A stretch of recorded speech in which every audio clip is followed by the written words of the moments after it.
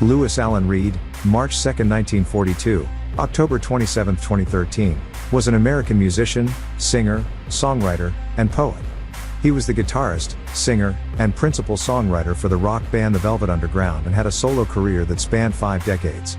Although not commercially successful during its existence, The Velvet Underground became regarded as one of the most influential bands in the history of underground and alternative rock music. Reed's distinctive deadpan voice, poetic and transgressive lyrics, and experimental guitar playing were trademarks throughout his long career. Having played guitar and sung in doo-wop groups in high school, Reed studied poetry at Syracuse University under Delmore Schwartz, and had served as a radio DJ, hosting a late-night avant-garde music program while at college.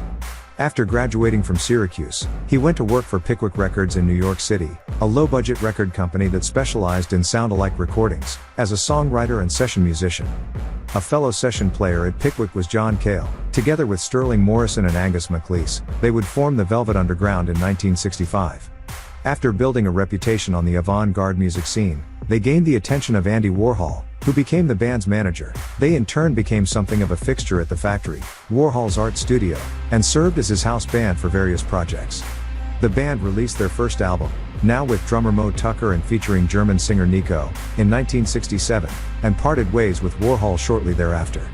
Following several lineup changes and 3 more mostly unsuccessful albums, Reed quit the band in 1970.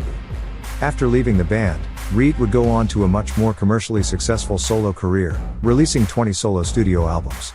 His second, Transformer, 1972, was produced by David Bowie and arranged by Mick Ronson, and brought him mainstream recognition. The album is considered an influential landmark of the glam rock genre, anchored by Reed's most successful single, Walk on the Wild Side. After Transformer, the less commercial but critically acclaimed Berlin peaked at number 7 on the UK albums chart.